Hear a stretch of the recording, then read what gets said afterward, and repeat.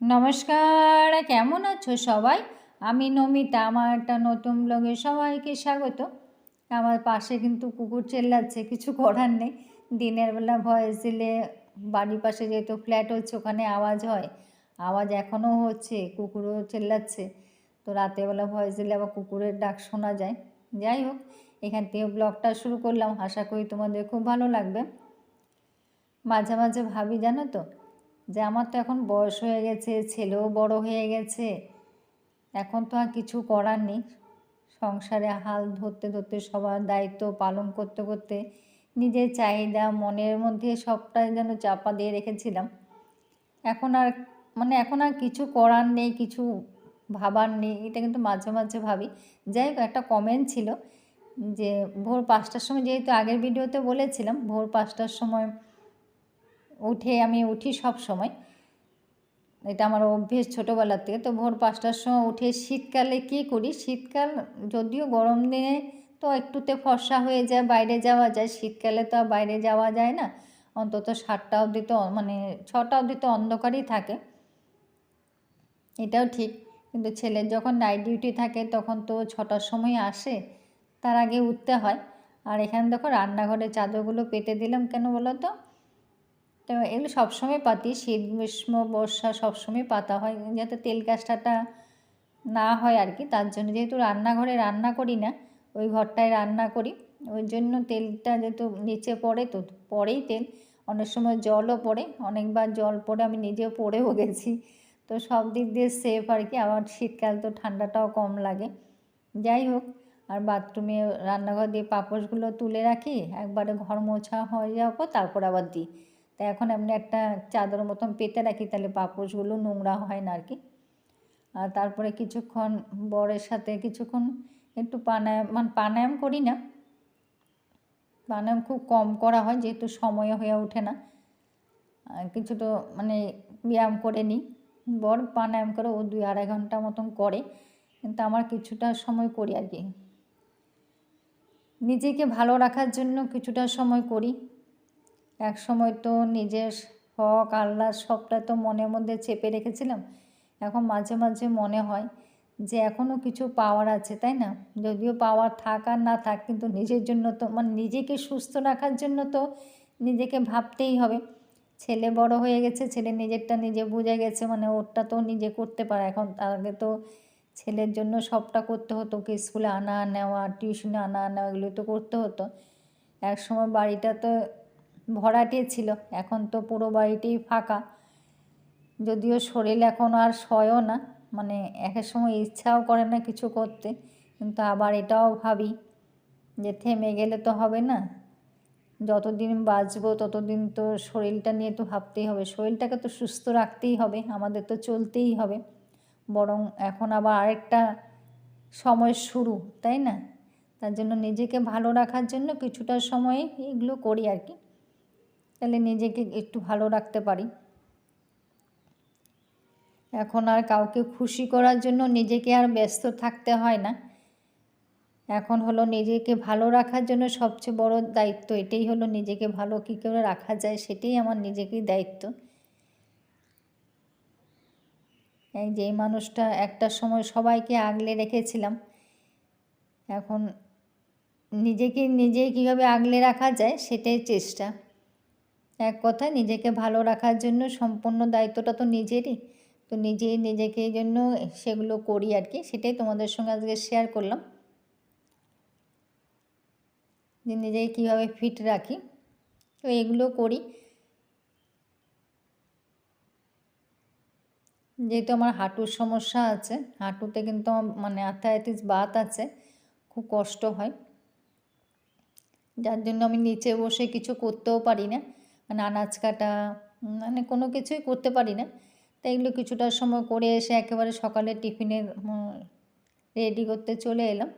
আর এখানে দেখো কপি আলুটা ভেজে রেখেছি, কপি আলু তরকারি করব। এখন তো কপি খুব চলছে বাড়িতে, কপি শীতের সবজি তো খুব ভালো, শীতের সবজি কিন্তু খেতেও ভালো লাগে। তো কপিটা আগে ভেজে রেখেছিলাম, আর একবার মশলাটা কী মশলা দিয়ে করেছি তো এটা আমি দেখাতে ভুলে গেছি। আগের দিন যে আচার করেছিলাম না, গোটা জিরে ধনে আর মোহরিটা গুঁড়ো করেছিলাম, ওটা বেঁচে ছিল, সবটা তো আর আচারে লাগেনি, তো ওই মশলাটা দিয়েই করেছি। এত ভালো হয়েছিল তরকারিটা, খেতে মানে অসাধারণ হয়েছিল। তো ওটা দিয়ে রুটি দিয়ে খাবে। তো রুটিটা তো তোমাদের সঙ্গে আগে শেয়ার করেছি যে পালং পাতা ধনে পাতা দিয়ে করি, সেটাই করলাম। তো পালং পাতা ধনে পাতা দেওয়া, আজকে রসুন পেঁয়াজ সবটা কিছু দিয়েই করেছি আর কি। অন্যদিন পেঁয়াজ দিইনি, আজকে পেঁয়াজ দিয়েছি, রসুনও দিয়েছি। তো এইগুলো দিয়ে করেছি। দেখো বড়টা দেওয়া হয়েছে, এটা আমার জন্য ভেজে রেখে দিচ্ছি, এটা পরে খাবো, এখন খাবো না, এত সকাল সকাল আমি খেতে পারি না। তো এখন সকালে চা খাই, বরকে দিয়েছি, ও আমলকি আচারটাও খাচ্ছে। আমলকি আচার দিয়ে ও রুটি দিয়ে খায় আর কি। এখন মানে বেশ কিছুদিন যতদিন করা হয়েছে না সব তারপর থেকেই খাচ্ছে আর কি। কুকুরটা কখন থেকে চেল্লাচ্ছে, এক নাগাড়ে চেল্লাচ্ছে, আমারই কেমন অসুবিধা লাগছে। যাই হোক, চা খাচ্ছি না, বড্ড শীত করছিল, কিন্তু বসে অনেক সময় দেবো তা বসলে মনে আরও ঠান্ডা লাগে। ওই জন্য একটু রোদে যাই, চাটা নিয়ে একটু রোদে যাই। রোদে চা খেতে খেতে যেটুকুন সময় রোদ লাগে আর কি, তো রোদে গিয়ে দাঁড়াবার আর সময়ও থাকে না, হয়ে ওঠে না, সকাল দিকে তো হয়ে ওঠেই না। যাই হোক, এখন উঠান বাড়ি ঝাঁট দিয়ে দেবো। তো স্নান করতে যাব, স্নান করতে যাওয়ার আগে উঠান বাড়িটা ঝাঁট দিয়ে দেবো। কিছু কাজ আছে, ওগুলোও ভিজিয়ে রেখেছি, তো ওগুলো অফ ক্যামেরা কেচে নেবো আর কি। একটা বাড়ির তো কাজ কম থাকে না, সবগুলো তো একা হাতে সব গুছিয়ে করতে হয়, একটার পর একটা রেডি থাকে, একটার পর একটা গুছিয়ে করতেও হয়। কাজে থাকলে বরং ভালো, শরীরও ভালো থাকে, মনও ভালো থাকে।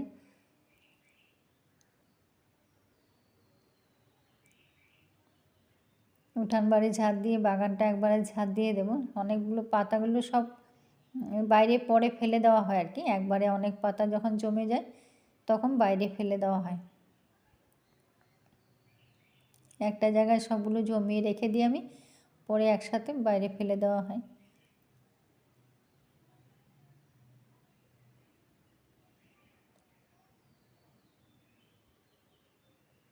একবার স্নান করে চলে এলাম। কালকে যেহেতু বৃহস্পতিবার আর এটা বুধবারের ব্লগ, তো বৃহস্পতিবারে তো কলা গাছে পুজো করি, ওই জন্য বুধবার দিনে লেপে রাখি আর কি। আমি তো ভালো লেপতে পাই না, কোনো কাজেরই গুণ নেই, তো লেপার কাজটা একেবারেই করতে পারি না, তো যেমন পারি তেমনভাবে করে রাখি আর কি। তো বুধবার দিনে লেপে টেপে পরিষ্কার করে রেখে দিই, যেহেতু বৃহস্পতিবার একটু চাপ থাকে। তো বুধবার দিন কিছু কাঁচা ছিল, দেখো কাঁচাগুলো কেচে নিয়েছি, কেচে টেচে সব পরিষ্কার করে, দেখো উঠানটা ঝাঁট দিয়েছিলাম না একটু আগে, আবার দেখো পাতা পড়ে আছে, পাতা সারাদিন পড়তেই থাকে, এখন তো পাতা পড়বেই। আর তুলসী মঞ্চটাও পরিষ্কার করে ধুয়ে নিয়েছি, ধুয়ে তারপরে স্নান টান করে সূর্যদেবকে জল টল দেওয়া সব কমপ্লিট হয়ে গেছে। এখন ঠাকুর ঘরে যাবো আর কি।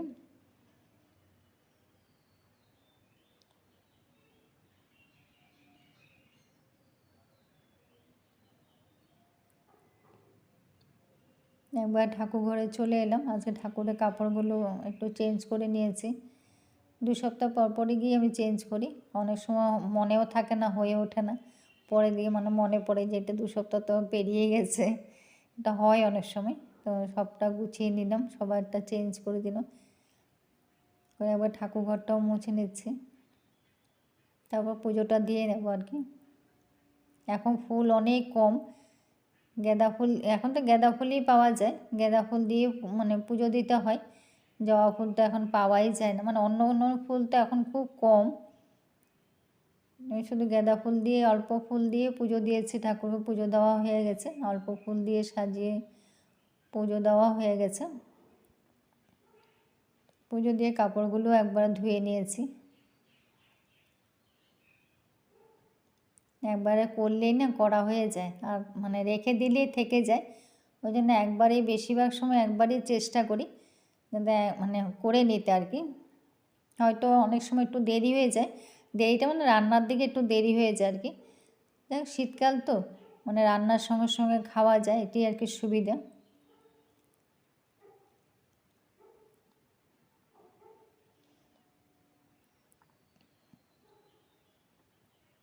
গরম গরম খেতে কিন্তু আমাদের সবারই ভালোই লাগে।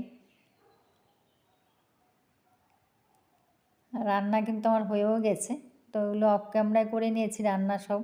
এখন শুধু ধনেপাতা মানে ধনেপাতা ভর্তা করব, সেটি শেয়ার করলাম। রসুন আর দেখো কাঁচা লঙ্কাটা একটু টেলে নিয়েছি, আর এটা একটু মানে রোস্ট করে, রসুন আর কাঁচা লঙ্কাটা একটু রোস্ট করে তারপরে কালো জিরেটা এখানে দিলাম, দিয়ে তারপরে ওটা তারপর মানে গ্রাইন্ডারে বাটিতে দিয়ে ওটা তারপরে পেস্ট করব আর কি।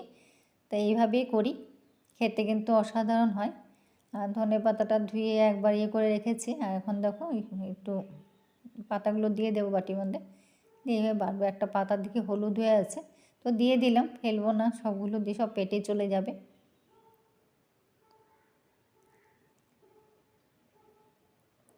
একবার এটা বেটে নিচ্ছি, আর একটা শুকনো লঙ্কা একটু ভেজে নিয়েছি, এটা পরে দেবো আর কি। পরে যদি শুকনো লঙ্কাটা একটু ভাজা শুকনো লঙ্কাটা মানে যদি শুকনো লঙ্কাটা পুড়িয়েও দেওয়া যায় না, তাহলে খেতে কিন্তু আরও ভালো লাগে। যেহেতু শুকনো লঙ্কার ইয়ে নেই, বটুটা নেই, আগে ছাড়িয়ে ফেলেছিলাম, ওই জন্য এবার কড়াইতে একটু ভেজে নিয়েছি। আর এদিকে দেখো তেল এটা দিয়েও দিলাম, তেলে আর কালো জিরা ফোড়ন দিতে হয়নি, যেহেতু বাটাতে দিয়ে দিয়েছে একবারে। অল্প করেই করেছি, গরম ভাতের সঙ্গে খাওয়া হবে। হয়েও গেছে, তিনজনে একটু একটু করে খেয়ে নেবো আর কি। এখন শুকনো লঙ্কাটা দিয়ে দিলাম,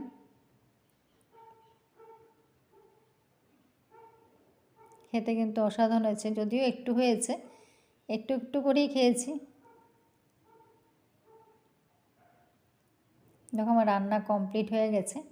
ওলকপি তরকারি করেছি, আর ফুলকপি তরকারি তো সকালে করলাম, ওটা অল্প আছে, অল্প করেই তো করেছি, অল্প আছে, টিফিনে খাওয়া হয়েছে।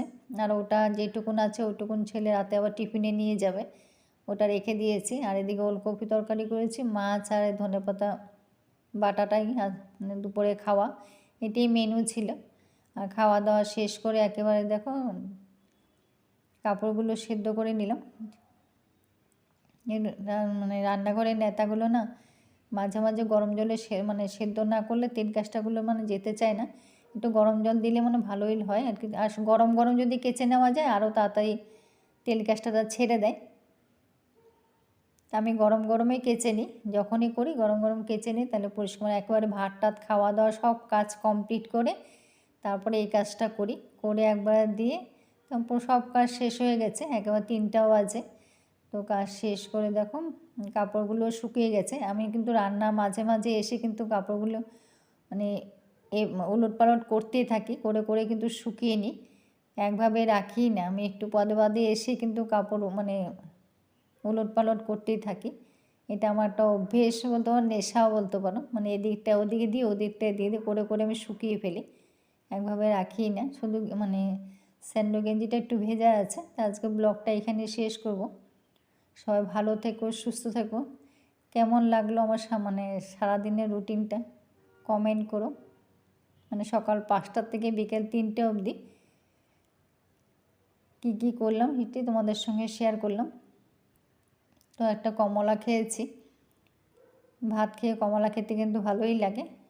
কমলা খেতে খেতে কাপড়গুলো নিয়ে যাব, যেগুলো শুকিয়ে গেছে, আর এগুলো রোদে দিয়েছি কাপড়গুলো, বললাম না চাদরগুলো পরে রোদে দিয়ে দিই, আবার কালকে পাতবো আর কি। সপ্তাহে একদিন কেচে দিই।